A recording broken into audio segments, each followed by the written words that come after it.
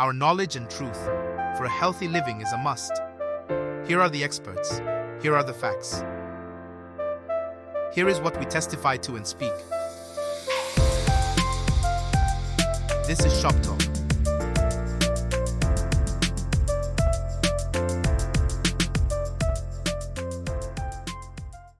Hello, and welcome. Thank you all so much for coming out to join us on this amazing day of Shop Talk. We're here located at 321 Edgewood Avenue, the Purple Door Salon. This is our summer series about Shop Talk, introducing to you health issues that are in our community that affect us the most. I'm Dwight Eubanks, the host for this evening, and it's my pleasure to introduce to you Dr. Papantobi. Thank you so much, Dwight Eubanks, who's our host.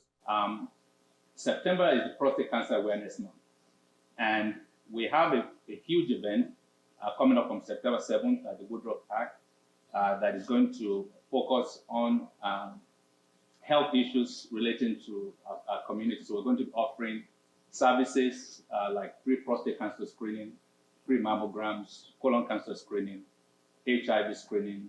We'll have immunizations for COVID and flu. We also will have clinical breast exams, and we have physicians and mid-level providers that people can talk to. This is an event that's going to run from 10 o'clock in the morning to 3 p.m. And later that evening, Dwight is hosting a first of its kind male fashion show on the Steel Bridge Centennial Yard at 7:30 till about midnight. It all promises to be a very huge day in the life of our city, and we hope you'll be able to join us. Today, we're focusing on a very important topic, prostate cancer. And we're not just looking at prostate cancer, as it is well known that 1 in 6 Black men will have prostate cancer in their lifetime. For the rest of the population is 1 in 8. 1 in 3 Black men will die from cancer, and 1 in 3 women will die from cancer in their lifetime. So these are huge numbers that we see. We know that for this year, 2024, there will be 300,000 cases of prostate cancer diagnosed in America. 35,000 of those will die from prostate cancer. Of those, 6,000 to 7,000 will be Black men. And we know that if prostate cancer is diagnosed early, that the likelihood of survival is almost 99%. So there is no reason why we should still be seeing those staggering numbers. We have joining us today a panel of distinguished gentlemen who are willing to share their stories on prostate cancer, what their journey has been. So we're focusing on prostate cancer survivorship, which means folks or individuals who have been diagnosed with prostate cancer who have lived with prostate cancer and through prostate cancer diagnosis to be able to share their stories. So I want to thank the 4 gentlemen joining us today, all from here in Atlanta. Some of them I've known for over 25 years, and so we've come a long ways to be able to know their story and be able to share their stories with us, so that individuals out there who might be watching today will know that even when there's a diagnosis of prostate cancer, it is not an end-of-life issue anymore. So starting from my left, we have the elder statesman on the panel, Mr. Michael Fisher, who I've known for a long, long time. Mr. Fisher, if you want to just introduce yourself and just tell us a little bit about yourself, and then we'll go to Mr. Joseph McCrary before we go to the Evans brothers. Mr. Fisher. Yes. My name is Mike Fisher, as Dr. Akintobi said. I was diagnosed 25 years ago due to a lot of research and finding out about prostate cancer. I was able to find a facility that really had some advanced techniques, and we went through that, and here I am 25 years later. My PSA normally is 0.01. Fantastic, Mr. Fisher. And for those that don't know what the PSA is, the PSA is a test that we use to screen for prostate cancer called the prostate-specific antigen. It's a simple blood draw that tells us all that we need to know. When the PSA, have a conversation with your primary care physician. And we're going to talk about what all that means too as part of this conversation. Mr. Joseph McCreary. Toby, back in 2016, he was able to notice my PSA count was going up, and he wanted to kind of watch it for a minute, a couple of weeks, 2 or 3 weeks. It gradually kept going up, and he decided to go ahead and add me to a biopsy, which found out one portion of that biopsy showed that I had some signs of prostate cancer. We had a consultation in 2016. I decided to get treated. Got treated in 2017, and we're out today, and I'm considered cancer-free as of today. I want to thank Dr. Toby for his due diligence and monitoring what's going on with me. Thank you so much, Mr. McCreary. And we are also very pleased to have identical twin brothers. They are all, the 3 of them are classmates here in Atlanta. They went to high school together, Mr. McCreary and the Evans brothers. They'll tell us their stories. I know Mr. Evans, I wasn't there in high school, but I can tell you, I'm sure they have stories to tell us. Lots of stories to tell us, because I've gotten to know them well for over the last 20 years. So we'll start with Stanley, and then we'll come to Stacy. Good evening. I'm Stanley Evans. Now, I was diagnosed in 2007. I think I came to me kind of early. I was in my 40s. 47. 47. And I was with Dr. Toby. And like I said, with the CSA, kind of followed my progress. It got higher and higher. So I went through the process of, I did, had 2 different options. Do take the prostate out or do the implant seeds. So I chose the seed. So since then, I've been cancer-free. Since 2007. And what Mr. Evans hasn't mentioned is the fact that in 2002, he was diagnosed with lymphoma. He survived, so he's a double survivor. Lymphoma survivor from 2002, and then 2007, diagnosed with prostate cancer. And here he is with us today. And his twin brother, Stacy. Yes. Okay, hi, I'm Stacey Evans, and I was diagnosed in 2021. My numbers were pretty low at one time, and 1 year they were double. So Dr. Akintobi told me I should see an oncologist.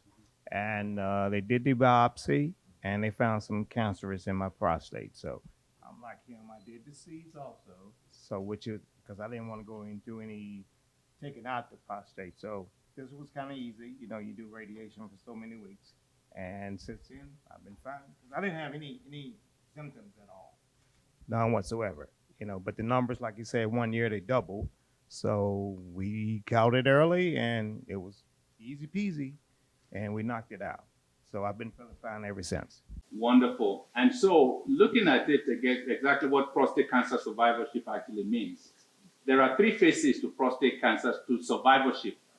There are 18 million cancer survivors in America today. 18 million survivors.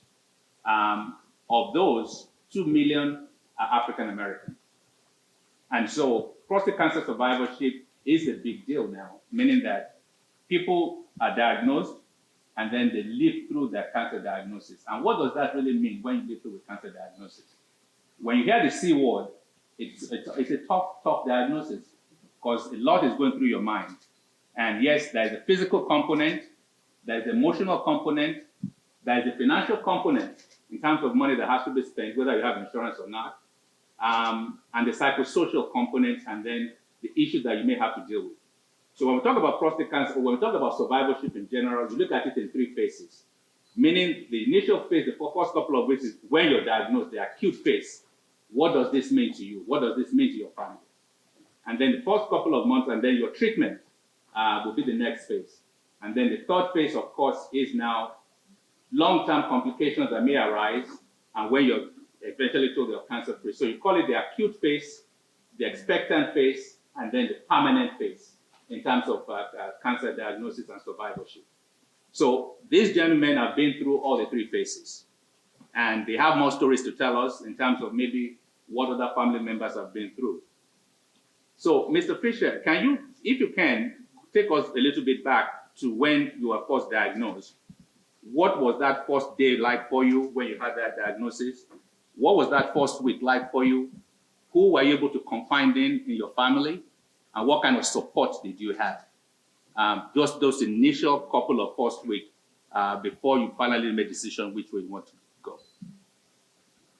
I'm going to try and do it without cursing, but I mean, That's okay. you know, you.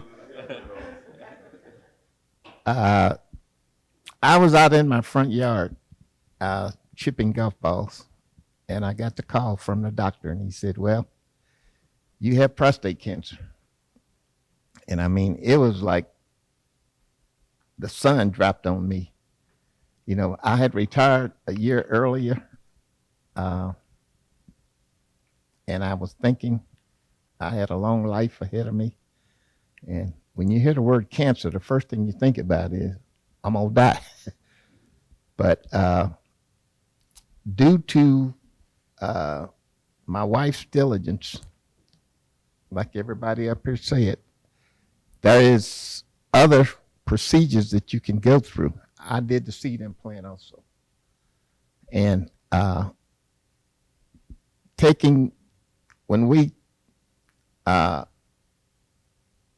looked at the options that we had, of course, I turned away from the radical. But I had a family history of heart attacks and strokes, and never even thought about cancer being in me.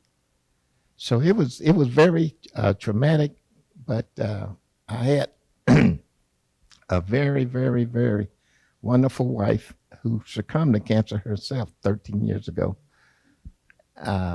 And we sat down and we went through everything. And I encourage people to, when you are first diagnosed, you get a PSA and a Gleason score. And so the Gleason score primarily tells you if the cancer is fast growing or slow growing or whatever. So you do have a few minutes or weeks to go and then shop around and then see what's best for you, you know, because like my doctor, the first thing he wanted to do was, well, let's take it out. I said, hold on, doctor, hold on, you know. But anyway, you know, I encourage people to shop around. I encourage everybody that I know to get that PSA yearly. I got 3 sons. I started them off early. I got grandboys that's approaching the age of 40, and so if I'm around when they hit 40, you know, I'm sure my sons will take care of them. But you know, prostate cancer now is not a death wish, and if you take care of yourself, you'll be okay. Thank you, Mr. Fisher. I always joke with Mr. Fisher that I want to look like him when I grow up. He's got grandkids that are in their 40s. It looks good. Thank you so much, Mr. Fisher, for sharing that with us. And so when cancer is diagnosed as it relates to the prostate, what Mr. Fisher mentioned, that what is called the Gleason score, is to look at the specific type of cancer that one has in the prostate, and it will tell us the stage of that diagnosis. So you have cancer that is confined to the prostate, which is local. You have cancer that may have spread beyond the prostate, which is called the regional spread. And you have cancer that might spread beyond the local area, which is called the distal metastasis. So we do know that when cancer is diagnosed early, 84% of Black men who are diagnosed with prostate cancer have the local type. So meaning that it's confined to the prostate and there's nothing going on beyond the prostate. Our job as primary care providers and specialists is to pick up that prostate cancer when it's local. So we want to find a way where we can increase the number that were diagnosed early from 84% maybe to 99%. Because we know that when you diagnose early, that the likelihood of survival is 99%. And that is the purpose of this conversation. But let me turn again to Mr. Joseph McCreary. What was that conversation like in your household after that C word? How did you handle those first couple of weeks? Yeah. Did you have to use some bad words like Mr. Fisher avoided doing? I had some bad words. I had a couple of phrases. When you informed me of what was going on, I had my wife, I've been married to for 41 years, come in to the consultation. I also got the seeds implants for the options that I had. Just the word cancer, C, was kind of like hit you real. I had a brother that passed away from lymphoma cancer back in '87. So then just to get diagnosed and said I had signs of cancer kind of threw me off. But then, with consultation, talking to Dr. Akitobi, he referred me to Dr. Merlin, the oncologist, urologist, Dr. Livingston. Then we got together in a conversation. My diagnosis was real minute. They said they can monitor like 5 years, and I decided to go ahead and get treated. With that being said, I went through the treatment, 6 weeks, got radiation. I didn't want to I don't want any more kids, so I didn't want anything taken away from me. But I think the seed implant was a good decision for me to make. Went through some things for about 8 months, but other than that, it's normal. But I just thank Dr. Akitobi and his staff for even bringing that to my attention, because I had no signs, anything. It was just my PSA count gradually started elevating. It went up to 7.9. So with that being said, I just went ahead and decided to go ahead and get the treatment. It was a difficult decision. What a difficult decision to make. It was a decision I had to make a determination what I wanted to do as far as being treated. So I went ahead and got treatment, went through it. Everything went well. Here I am sitting here today, having a testimony and talking to you guys. But what I was talking to Dr. Akitobi several weeks ago, there was a group of us, about 12 of us, 13, which I include my two buddies here. We have a conversation, men. Years ago, it was a hard task for men to sit around and talk about something personal, as getting an examination or talking about prostate cancer, anything of that nature. Now we sit around, it's like a free conversation to make sure we inform people to go ahead and get yourself checked. My wife used to get on me all the time. You go to Dr. more than I do. I said, well, hey, I'm trying to stay here as long as I can.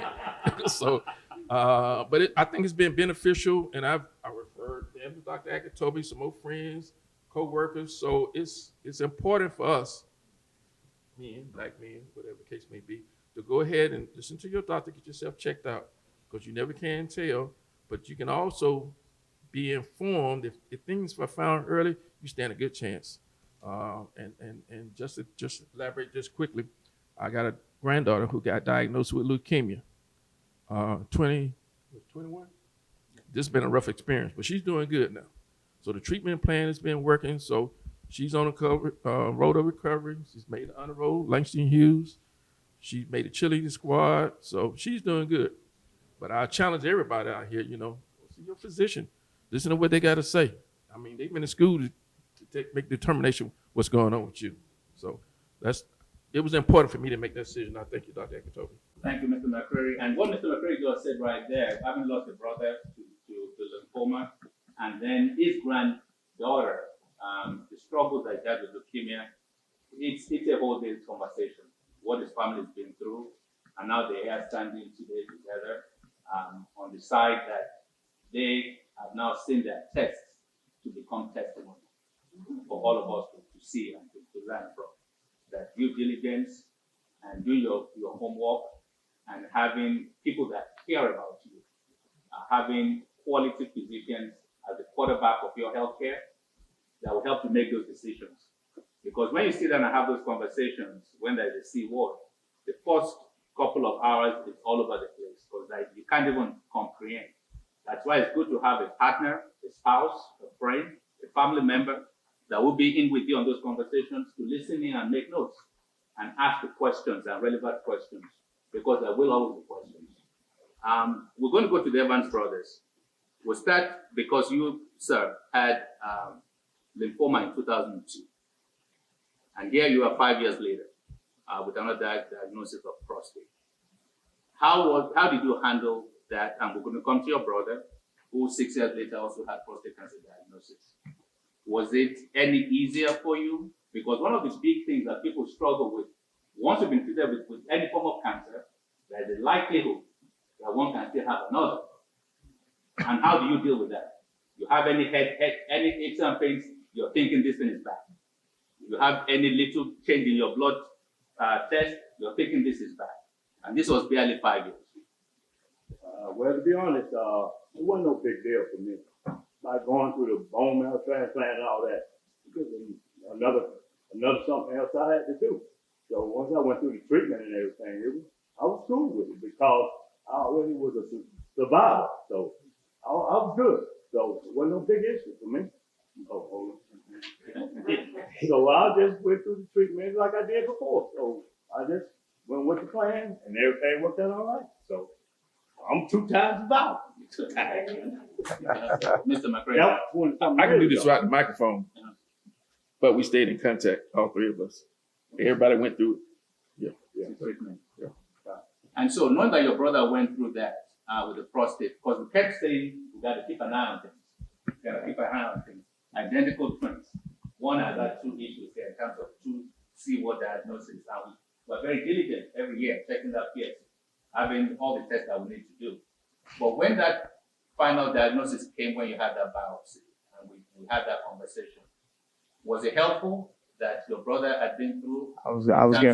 And then, or maybe Mr. McCreary, all being high school classmates. I was getting ready to say that there's a group of us hanging together at this particular bar, and out of the group, it's probably about 6 or 7 guys had gone through prostate cancer.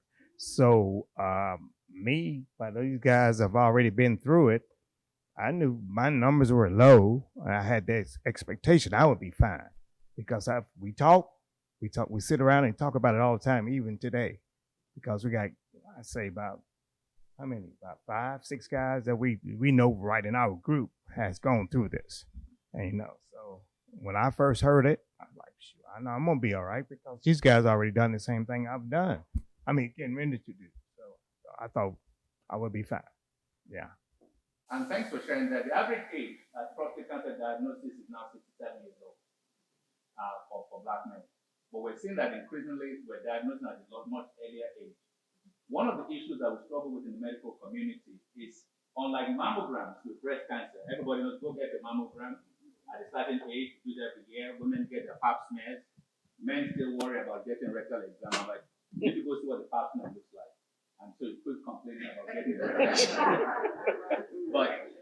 But having said that, because we've had this conversation, nobody cares about your butt. It's getting a rectal exam. But so you begin to kind of piece everything together. You say, so why is it that in the medical community there's no consensus? When should men start getting prostate cancer screening? How often should we do this? Increasingly, we are kind of moving the goalpost and changing definitions. But for us in the Black community, if you're 40 years old, you need to know what your PSA is. 40 years old. If you have a family history, a brother, an uncle, a dad, you can even start before you're 40 in getting that PSA. Simple test, and you can complement that with getting the rectal exam. But it's a simple enough test that gives us, that opens up the conversation to now say the PSA is above 4, it is between 4.1 to 9.9. Yes, it means it's high. We've had conversations, we've had people who have had PSA. Now, normal is 4. We've had gentlemen whose PSA is in the thousands, 36,000 for the PSA. And where do you start from? There are lots of individuals, men, that are walking around with PSA numbers that high, that have no idea. That is why this conversation is important. 84% are diagnosed early. We need to move that number to as much as 95, 99%, where we don't scare it. I want to come to Mr. Evans, who is our host today, and he's been our host, and he's going to continue to be our host, by the way. So thank you for opening the door for us to here at the Couple Doors. Your story is that of your grandfather. We know that lots of men who died with prostate cancer, not from prostate cancer. And so, what was the story with your granddad, Mr. Eubanks? Well, my grandfather was a minister, a Pentecostal minister. So our faith base was very, very strong. And at that time, he lived in California. And he said that the Lord told him to move to Alaska. And through meditation and changing his life, well, he was always a minister, but through meditation and eating, diet, changing, he just refused to get any medication done. So I think he just got closer to God, and that's fine, but with that, you have to have something else. And again, he was in the military. So he had gone through the war and all of that. And I think in his head, in his mind, what the government had done with the Tuskegee firemen, he just was not going to go to the doctor. In so many cases, our men, black men, is still fearful for that. And rightfully so. The government has not been kind to us. And until we can have those conversations about our past, we can't move forward with the future. These cases right here, you guys right here, is just unusual. You're not the normal. And I can say that from different family members have gone through it in the last 2 years. Their cases were devastating. It was really devastating. And one particular one, we just decided that his doctor just didn't care. He just got a bad physician. He saw that he had great insurance, and he just told him to get rid of it. Whereas we had gotten a second opinion, and he told his number was 4. The doctor, another friend of ours, told him to just wait and just look at the numbers every 6 months or every a year or 2 years and watch the numbers. Well, in his mind, he's 61, 62. In his mind, he just heard the words cancer, and he just wanted to get rid of it. Through that process, and we had a pact, that we would never leave each other alone. So I went through the surgery. This was during COVID, and they asked me to leave the hospital, and I said, that's not going to happen. I'll call the police, the FBI, or whoever y'all need to do to drag me out of here. And luckily, a black man, suppressing the pain. His blood pressure was going out the door. I can tell something was going on, but I didn't know what it was. So I went and got the nurse about 1 o'clock in the morning and said, something's going on. And it was really bad. And since then, he's had 2 surgeries to fix the first surgery. And it's just devastating. And what I think is so most important about these conversations is that being able to have Dr. Akitobi, and it was just divine intervention that how we met. And that's a whole nother chapter. But, God put people in our life for a reason and a season. And we just have to learn to be obedient and listen to what he tells us to do. And by that, it's that we have connected so many amazing physicians. I can't remember the young doctor's name that Symbol had give medical assistance to people that don't have insurance. From our first shop talk, we went out and had dinner and ran into a high school girlfriend of mine, and her brother had been going through, her uncle, his nephew, had been going through bleeding for a year in his urine and in his stool. Black man, 30 years old, and just didn't talk about it. And we have so many cases like that they don't talk about it. They don't tell nobody. They, as black men, just keep it in and just hold it in, and that's not good. And when you get to that point, it's too late. It's nothing you can do. And that's what happened to my grandfather. It was too late for us to do anything. He just didn't tell anybody. So all he had to do was bring him home and just watch him die. So saying all that to say that, this is important. That we get tested and know our status. And as Dr. Akitobi said, who is the quarterback of your health? Just think about that. And Dr. Akintobi, you elaborate on that a little bit more because the way this whole initiative came through about was through my experience in supporting other people. And my personal experience with this was not just through cancer, it was during the pandemic of HIV and AIDS. And the beauty industry, the entertainment industry, fashion industry was devastated for cases with that. And that's how this whole thing came about. But through this, it has opened up the doors and the conversation for where we are now. And we're making progress. We're making great strides in just this forum. But, you know, and from this, we've heard so many devastating situations. We ran into another friend that was a Muslim that found out he had prostate cancer on a Monday, had 3 daughters. None of them was over in their teens. He committed suicide on a Tuesday. So just from the word of cancer being planted in our head, it doesn't have to be like that. But now, from this conversation, I've never heard anything about a seed. This is the first time I've ever heard anything about another relation of the seed process versus just surgery.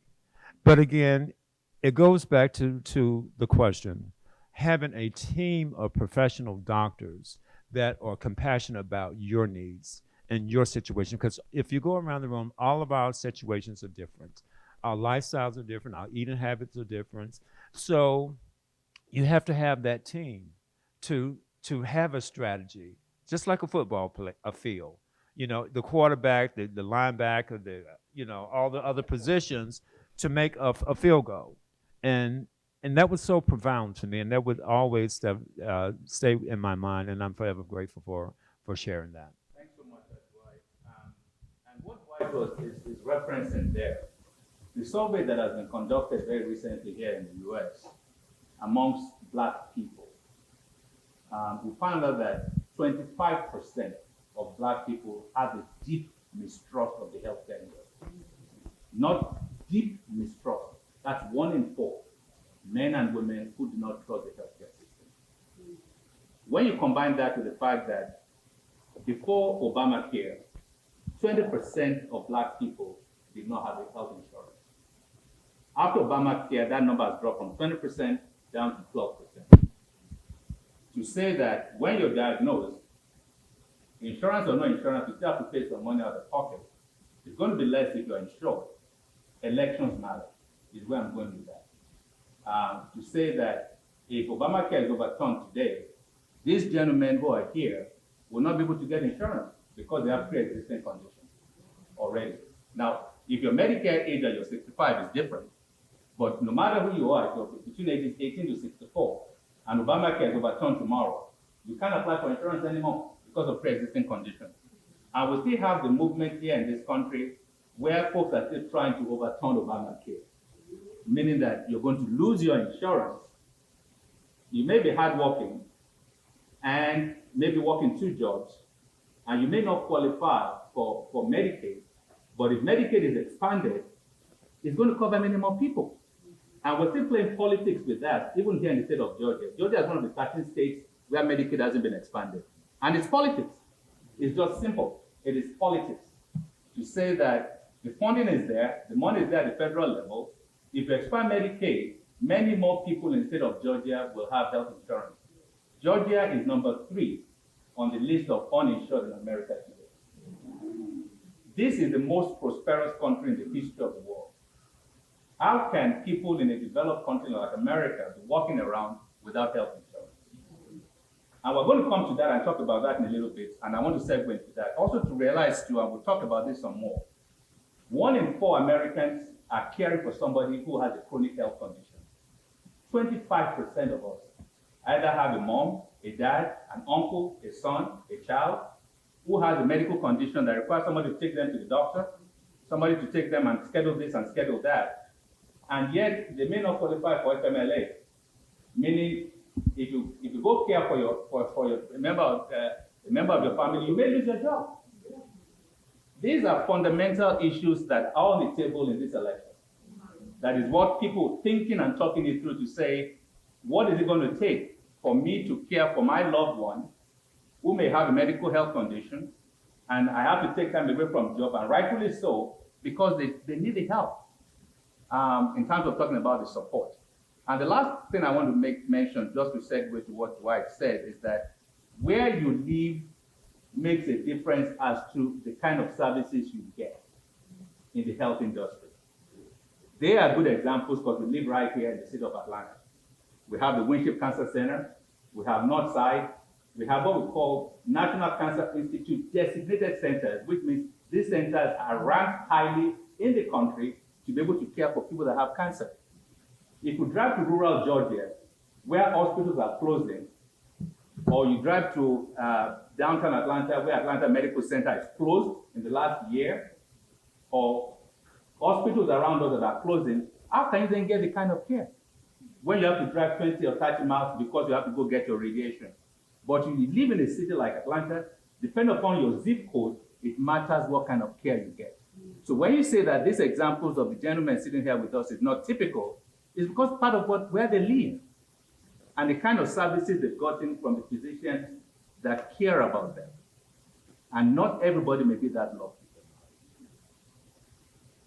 If you look at America today in terms of medical profession, Black people, we make up about 15% of the population. The percentage of Black doctors in America is 7% of doctors in America. We don't participate in clinical trials because we're very fearful. So we're trying to compile a list of Black doctors across the country, and we have an association that will do that and say, I'm a urologist, I'm a Black urologist. If you have questions, come on and talk to me. So let's segue now, Mr. Fisher, because Dwight was saying that this is the first time he's heard about what is called seed implants. In terms of the options on the table when your cancer is diagnosed, we've had a urologist, Dr. Coates, who has been kind enough to come and share experiences. When that cancer is early and it's confined to the prostate, what is called the localized cancer, your treatment options are so very many. That is why diagnosing it early is so very important. That seed implant means that the radiation oncologist will put some seed implants, like the doing the biopsy, into your prostate that will send radiation to kill the cancer. Mm-hmm. And there's good evidence that when you get seed implant radiation and you get surgery, the outcomes are the same. But there's a high likelihood of side effects when you have surgery, where one might have bladder leakage, or might have erectile dysfunction in men, which is very important to a lot of men who are still sexually active. And how do you then make that decision? So let's come and talk a little bit, the four of us today, about what you thought of in terms of making that decision. And do you have any issues now in terms of complications or side effects that you had from the treatment that you had? We'll start with Mr. Fisher. You hit the nail right on the head, Doc. I was 56 years old. My wife and I, we sit down and we discussed it. We had had an active sex life all our life, and that came into play. And we actually, said, well, after all of these years, okay. But again, you have to look around, explore your options. I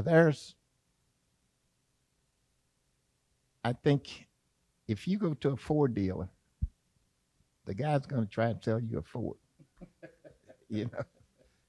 The same thing with automobile dealerships. So Dr. Nicholas Bath was my urologist at the time. Mr. Fisher, we got to take it out. We got to get that cancer out of you. Hold on, Doc. This is Mr. Fisher here. This is my body. I'm going to make this decision as to which way I'm going to go. And so, again, you just have to look around. And I'll say one other thing. I had the seed implant in 1999. Blue Cross and Blue Shield didn't want to pay for it because they said it was experimental. So I fought like tooth and nail, to get them to pay that bill. My last job for General Motors was taking waste out of the workplace. And I was explaining to them how the procedure that I had, I went in on Friday morning, I walked out on Friday afternoon. If I had had the radical, 3 to 4 days or whatever, more treatment and stuff. But it's just up to the individual, to find out what option is going to be best for you. And my last thing to say is, there's an old saying that most black men will take better care of their vehicles than they do their bodies. Thank you so much, Mr. Fisher. Mr. McCreary, so talking about making that final decision and the issues relating to whether you've had any side effects or concerns since 2016, dealing with that because it's a conversation we had, and to say what is the likelihood that I may have a side effect from this treatment, whether you have what is called the seed implant, where they put the seed into the prostate, or what is called cryosurgery, where they actually freeze the prostate. It's like putting it in the freezer and the cancer cells will die, versus having the prostate removal. And with the prostate removal now, a lot of centers now can do it robotically. So meaning that you have the robots that actually take out the prostate, and in doing that, they can tease out very finely to be sure they don't damage any nerve that will cause one to have bladder leakage or erectile dysfunction. And by the way, from years ago, we have lots of men that are dealing with that as we speak. Issues relating to bladder leakage, issues relating to, so everything depends too on the stage at which the cancer is diagnosed. So if the cancer is confined to the prostate, yes, they can take it out. If the cancer is spread beyond the prostate, we have to go see a cancer specialist that will now start talking about other forms of treatment. That's why early diagnosis matters. Mr. McCreary, any issues with concerns about potential side effects or concerns that you've had since you've had this procedure done, the seed implants, or No. friends that you may know? No. At the time that I got diagnosed, I think during that period of time, 2017, I had about 5 options. And so in talking with you in consultation, you gave me some information that I kind of went through all those options and found out what was good for me. And at that time, talking to you, the seed implant was a better option for me because, like this gentleman, I was still trying to be active. So I had the procedure done. I went through about a 7-month period. It was uncomfortable for a minute. I'm not saying uncomfortable as far as pain, uncontrollable urine. After that, I went back to normal. Yeah, things went back. But it was, I think, important to me to decide what I want to do based on the information that was presented to me for the different options that I had. And that was a good option, talking to Stanley at the time, and some other friends of mine that had it, and I've had some that had theirs removed. Wasn't a pleasant conversation. So those options are there, and it benefited me. I'm back to normal now, so I can control anything that I have. Mr. Fisher. I passed on one thing. I have had some problems with the radiation over the years. I've had to go in 3 or 4 times to get, they call it, getting my urethra dilated. The scar tissue forms, and they have to go in and clean that out. And but it's better than the alternative, And I guess for the last 2 or 3 years, I do self-cath myself to make sure that the urethra stays open. So what Mr. Fisher is describing there, radiation is like you're burning an area, essentially, special kind of radiation. And by the way, there is the traditional radiation, and then there's the proton therapy radiation now. Emory University has the only proton radiation therapy center in the whole of the state. Fantastic facility. The advantage of proton radiation now is that the likelihood of side effects is less. the irritation that happens, like you're burning the organs, is less, and the likelihood of having those complications is also much less. So technology is moving very, very quickly in terms of how cancer is managed, and prostate cancer for that matter. But it's important to know that some of those issues that one would deal with is learning what your new norm is. What is now your new normal? Are you having to go to the bathroom a lot more frequently? Are you able to hold your bladder through the night? Do you have any issues, Mr. McCreary? And then we're going to come to the Evans brothers. I had no complications, but like you were sharing, self-care sometimes to yourself, determine whether or not there's anything going on, because at some point in time, once you get that blood, you're just fever. So it's better for you to self-care yourself to find out, because that could probably create another person, create maybe an infection to your partner or somebody else. So it's always good to self-care yourself as well. And no problem with that either. I'm trying to stay here and have fun next where I can. Wonderful. Evans brothers. So the issue of side effects, either immediately post the treatment or years down the road, where are you? I was 47 when I diagnosed, so I was still just fairly young, so I was still hanging out. I wasn't married, so still excited. But I don't know really any side effects. When you kind of going through it, still have the feeling for ejaculation, but I don't have any symptoms.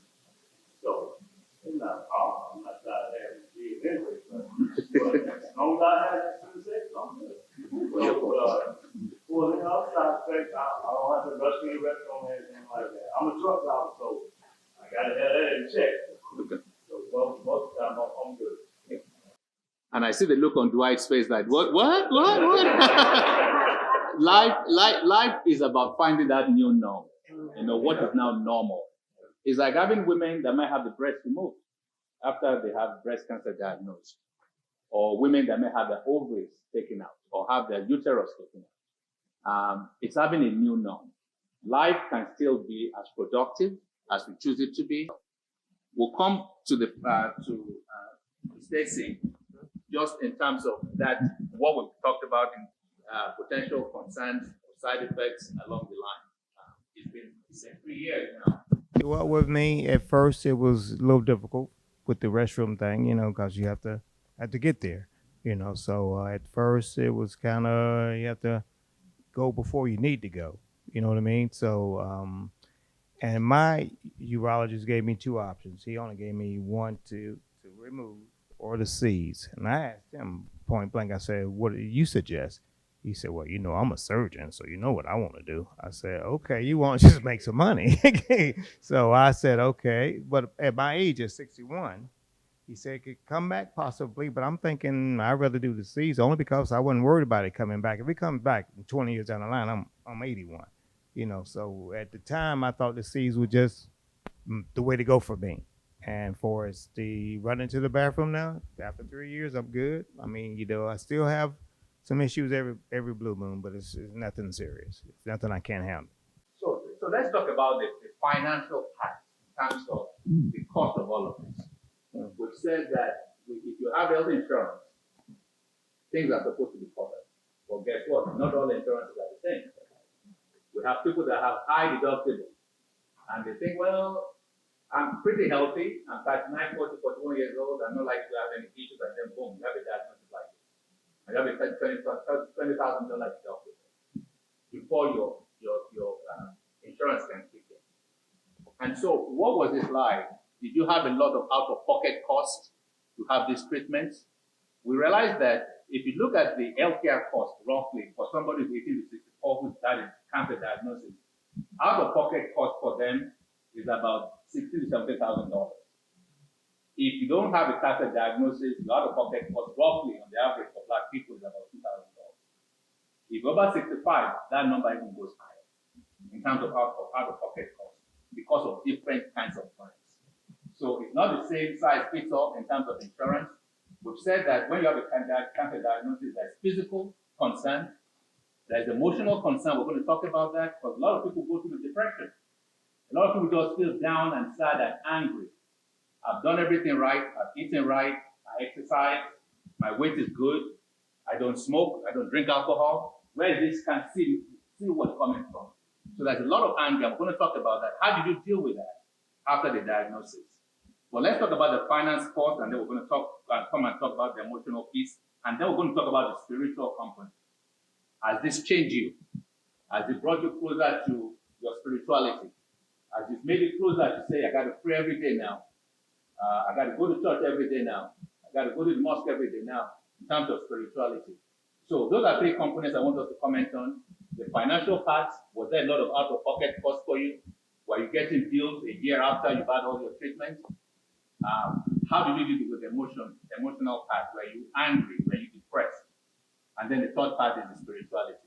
So 3 questions in one for all of us to comment on, and then we'll come back to Dwight. Mr. Prefect. At the time, I wasn't on Medicare yet, being 6 years old, but I had Blue Cross and Blue Shield through my job. And as I stated earlier, they didn't want to pay for the seed implant. But once they did that, it was not a problem. We were discussing this earlier, and I said, now with Medicare and my secondary insurance, Blue Cross and Blue Shield, I pay a lot a month for my secondary insurance. But when I come to see you, I don't have no copay. When I go to the hospital, when I had my knee replaced 4 years ago, no money out of my pocket, so, and that's another thing that people have to look at. I talk to people that I work with, people that my friends and whatever. Yeah, I pay a little bit more, but I'd rather pay it now than to get a $10,000 or $15,000 bill after I've had a surgery. How about the emotional piece? Was there any resentment? Did you feel down having gone through the treatment? And then your spirituality. Was there a change in terms of your spirituality? I was down a little bit, like everybody here probably. You worry about, are you going to return back to normal? And for that part, it was just a little bit, but during that time also, when I first met my wife, I promised her that we would travel. And that first year after I retired, we took 16 trips. And so that kind of relieved, some of the stress and stuff. But, it was, I didn't really have a problem with it, as far as, like I said earlier, it hit me hard at first because I wasn't looking for cancer. I was looking for a heart attack or stroke. Mr. McCreary, so emotionally, financially, and spiritually? For me, I got blessed when I first got diagnosed and went through the treatment. I had a high option health plan, but there was a cost that I had to pay out of my pocket. Fortunately, I got declared under Medicare, so I got reimbursed for what my out-of-pocket expense was. So that was a blessing. So just like he was saying, when I come to see you or go see anybody, I don't have to come out of my pocket. Now, I do pay a good, nice premium between my high option and my Medicare, $400 or something like that. But in the long run, it's worth it because that bill that I got out of my pocket, I sure wasn't trying to utilize and pay it at the time either. But what I found out, if you got outstanding bills, no disrespect to you, I'm not talking about you, but your medical people may not want to treat you as well if you owe them. You know what I'm saying? But it was a blessing. I got everything taken care of. And as far as how my feelings were at the time, when I first found out about it, and I looked at what my out-pocket expense would be, and then I had to dip into some money. That disappointed me. But then once I found out, through the grace of God, that things changed, I felt much better. And then my spirit has changed a whole lot too, because we're not promised every day. You know, and so I'm here. I was sharing with you, I thought it was 6 years, I had 7 years. So it's changed me a whole lot spiritually, because now I have a lot of faith that I try to deal with. And as far as my granddaughter too, going through what she's gone through, that was an experience for 3 months. You know, she was in the ICU for like 3 weeks, but she's succumbed all that, and she's doing well, and she's here. So, but for me, it was a blessing, and everybody's not fortunate to be that lucky, but my expense has been very minimal. Yeah. Evans Brothers. So financially, emotionally, and spiritually, what has this journey been like? Well, financially, going through the bone marrow transplant back in '02, that was over $100,000. But I was with Blue Cross Blue Shield. They took care of everything, so I was cool with that. Then this last time, being with the same insurance, I ain't had no problem. I ain't had to come out of my pocket out of nothing. But spiritually, I always been in the church, little boy growing up, and it just strengthened my faith in God, because I've been through 2 times. So I'm doing well. I'm thankful. Yeah. Let me just say, I mean, I'm saying I'm being blessed, but I've had prostate cancer. I've had 3 surgeries on my right shoulder, 1 on my left, knee surgery, ankle broken 2 places, and sciatic nerve. But thanks to Dr. October, I'm here, sitting right down here. You wouldn't have known this unless I told y'all. So it's been a blessing. I got to go through some other stuff again, some of the same ones. But I tell anybody too, you know, you may want to consider getting your insurance, because it will. My wife works for an insurance company, and what I found out too, if you don't have insurance, those medical people want their money. If you got insurance, there's a portion of it that they'll write off. So you stand a better chance having insurance than not having insurance. Just want to mention that to everybody. Okay, financially for me, I did have a slight deductible. I think it was like the first $3,500 I would have to pay. But after that, everything was taken care of. So for that, I mean, that's not a lot. I mean, I had to pay it, but you know, it wasn't a lot. And or spiritually, I was hurt in a bad car accident when I was 16. Broke my neck, paralyzed from the neck down. So when they told me about the cancer thing, it wasn't a big deal. I already had the faith that I would be okay, because I've gone through that, because that was something serious, you know. So other than that, I think I've done well with it, and I'm just strong with my faith, put it like that. Because things will test your faith, and health challenges is one of those things that will test your faith, help you redefine who you are. And when you come out on the good side, you're going to look back and go like, was that me? Was that God in all of this? And there's no question for this gentleman and for the 18 million who are cancer survivors in America today, that is an ongoing question. Because people will evolve and learn and realize that maybe a higher power that is overlooking all of this and draw you closer in terms of your spirituality, in terms of your faith and your belief. So I tell our clients all the time, when you define health, health is not just, oh, I feel good today. It's about your physical health, your mental health, your emotional health, your spiritual health, sexual health, and your financial health. All of those things interplay well together. That if one of them is off, it's going to offset everything. If financially there's a struggle, it throws everything off. You might come in and your blood pressure is high. If you're hurting because your pressure might be high, or because you feel down mentally or emotionally, or because there's sexual issues going on, so everything interplays together to really define one as being completely healthy. So we have to look at it from that standpoint that everything interplays, 6 components that we all have to be sure we're integrating well. Let's go back maybe 40 years with these gentlemen who are in high school together. I know that Mr. McCreary here and one of the first brothers, because we went to high school right here in the city. Tell us about growing up here in Atlanta. What was it like being in high school together? Your football days and the not so It good was- things that you did, hanging out together. Yeah, it was an interesting time during that period of time back in the 70s. There was no traffic. We we go down I-22, 85. Well, 285, man, that was. yeah, yeah, it was part of it. So we were young, and the accident that he was in, we had just left a party one night, and got the phone call, and we went every day.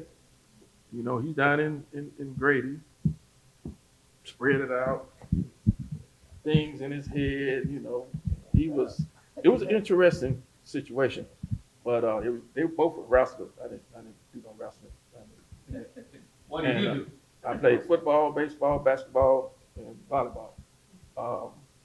But we hung out a lot, so then we ended up being kind of experienced people who bought Trans Ams and having fun. We used to go to Mr. V's and hang out at the club at 18, 19 years old. Have our car, but we didn't pay $30 for valet parking.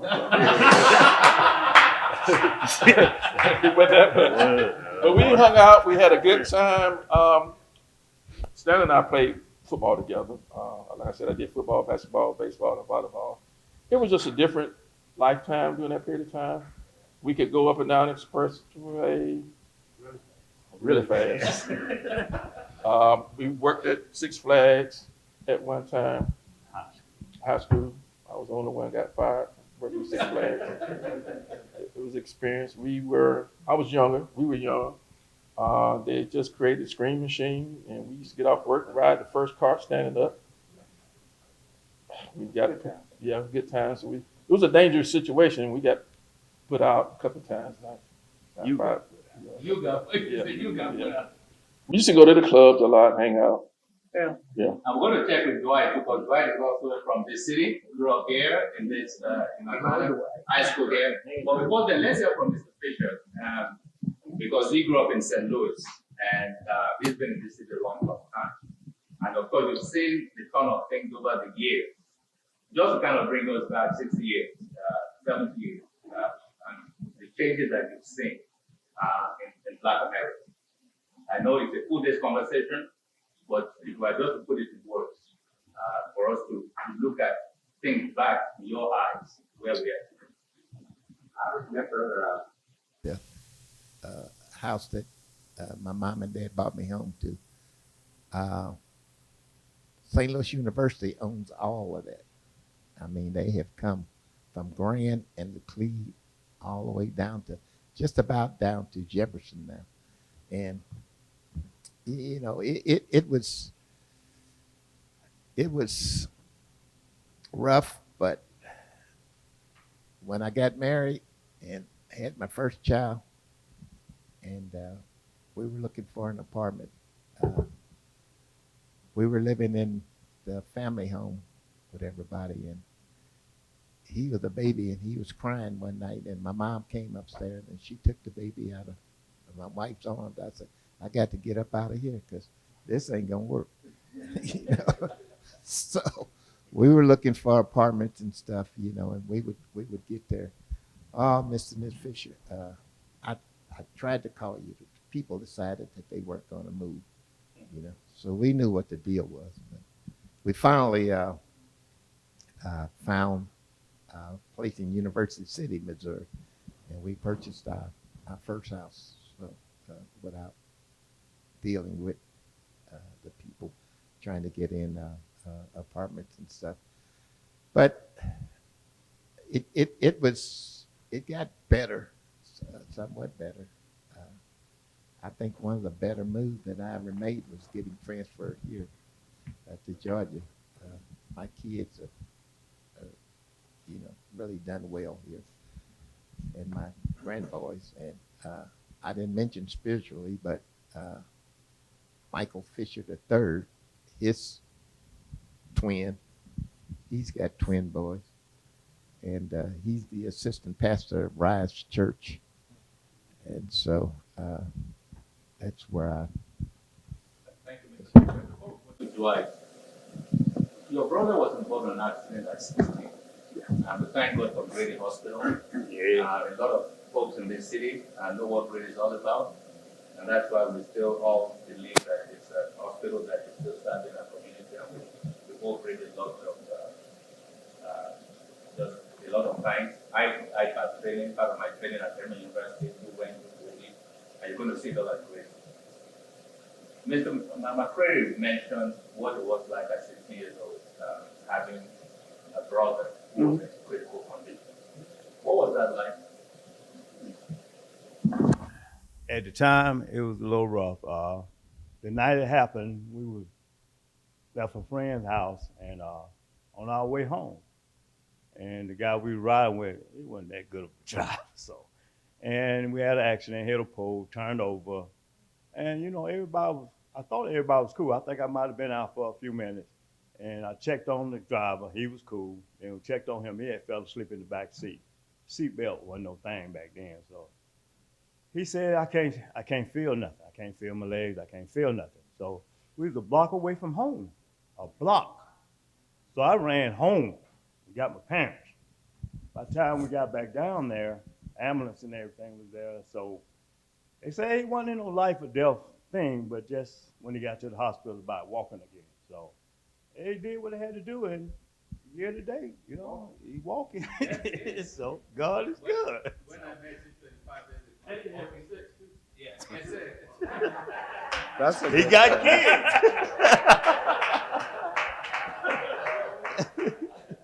So Dwight, let's come to you.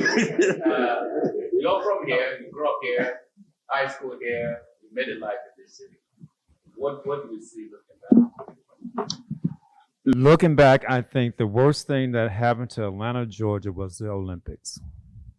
That was the demise of the traffic, the building, the overbuilding. We're on Edgewood Avenue. This was the black mecca between Edgewood and Auburn Avenue. The municipal market was where my grandmother used to ride the bus to come and buy her groceries. And black farmers and black growers would take their produce here, right down the next block, and do their shopping. It was fresh. My uncle grew vegetables. My grandmother had a chicken coop. We had pigs right in Dixie Hill. So Atlanta is the country. You know, they have made it into this black mecca that you go outside of 285, you're in KKKville. That's my opinion.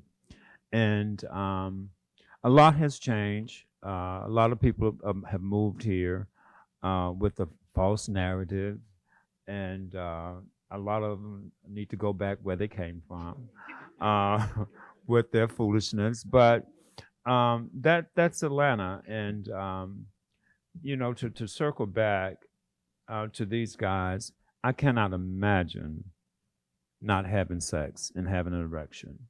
And these guys, through your experience, has not had that experience. From talking to other people that went the other route, their whole life is just devastating. And to go back spiritually, it's a mess. Financially, it's a mess. For those that have to wear, for a man to have to wear a Depend, and you guys didn't have to do that, it's devastating.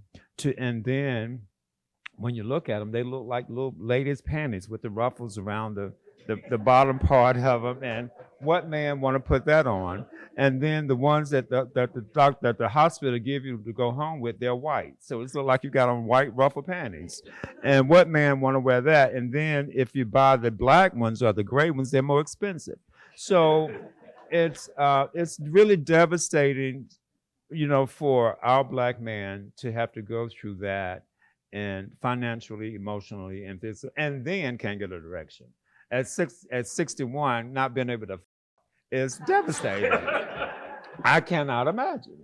You know, I like it. I love it. You know, so I cannot imagine. And I just keep looking at this panel right here, and I think y'all are just extremely blessed to have been able to go through and not having to leak, and not being able to not have an erection, and wear those horrible to pin things, and then they got a pad to go into that, and you in church and you scared to get up to give your offering because you don't know if you done pissed on yourself. So it's just totally different, and I think, to be honest, we just have to to let people know that y'all are not normal, and you just really are extremely blessed to have gone through that. And but I think the information that you're sharing with them, of the options, because so many times they don't tell you the options, and until you have those conversations with other people, look, just think about the people that don't have that support, and a lot of us out there don't have that support, and I think that's the one part that's missing, is that support, and us being able to, and I commend you guys for coming up and opening up and sharing your experience of what you're going through, because, and I just look from what we've gone through here. If this was a party that I've given at my house or here, it would be a line to get in here. But from the conversations, and I know the internet is the numbers are different, but to get us to have to come out and have a conversation on a Sunday afternoon is unheard of. If this was one of those sex parties that they have going on in Atlanta every week, it would be a line out the door. But, we have to take charge of our health and our own lives and our destiny. Because if we don't, it's two choices. You're going to live or you're going to die. And there's no in between. And so that's my story. Right. I'm going to open up a little bit just so we have comments or questions from the audience for the next 10 minutes as we wrap up. But please, for those who are here in the audience, if you please join me in just giving a round of applause.